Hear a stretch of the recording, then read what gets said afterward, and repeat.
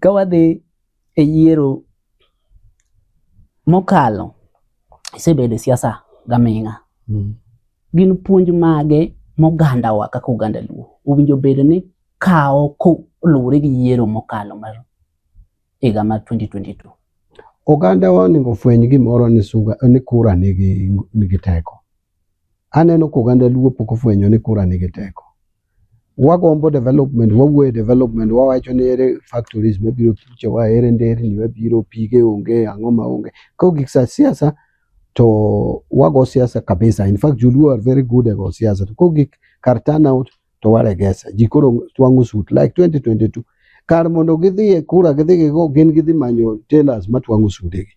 Mondo gidhi swearing in ceremony mar Raila Odinga kae to President Ruto bedo declared gi 200,000 votes. Ma piny Luo to nonindo kura manonindo e piny Luo to over 800,000. Koro jowa oningo kawo wach kura matek. Kura ema nyalo liberate wa kuom joma dwa oppress wa. Kendo kura ema nyalo miyo ji kawo seriously. Sani endi Ruto nyoringo kuom Raila ka weche tek nango nikech ung'eno oganda Luo en oganda ma oriwore kanyakla. So and lesson number 1 ma Joluo ningo learn mana wacho negi kata za campaign giwe ng'iewo soda madongo dudukni gini Raila osekawo gini ng'ani osekawo.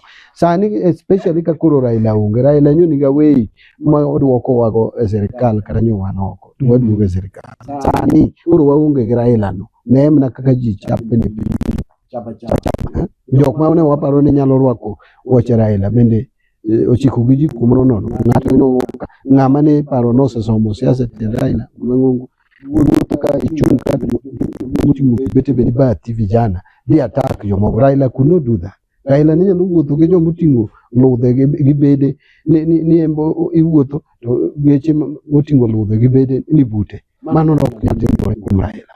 Therefore jowa nyaka this election 2027 wa demonstrate voting power manipok wa demonstrate kata na Raila ngima. So mano is one very important lesson ma jowa aneno noningo learn go from gima nyore 2022.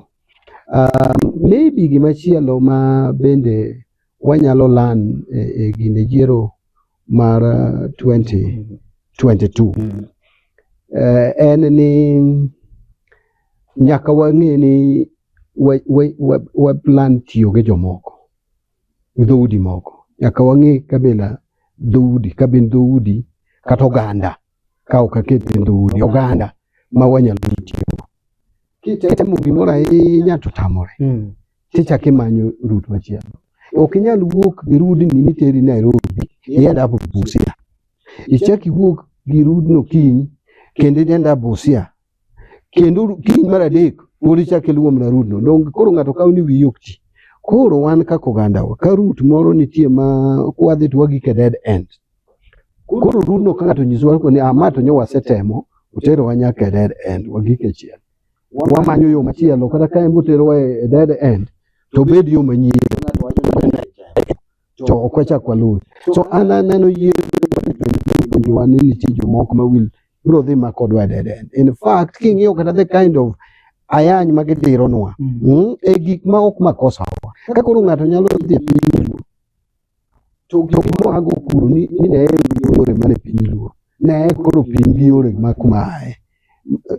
Mano ng'ama bende oluori kosa ni ng'ama ochayi nikech ong'e very well ni jomoseloso yore ma kamae go to agwenge kendo athuchegi kendo osebedo katimo mano ma ok odewo korwako kai tubiro nyiero wago kendo ndike Facebook kendo celebrate. Inongo oganda wa moko bende pamo negi ni gin giluwogi. Where are we heading? Where are we heading kaka oganda? Oganda wa nyaka penjre tough questions.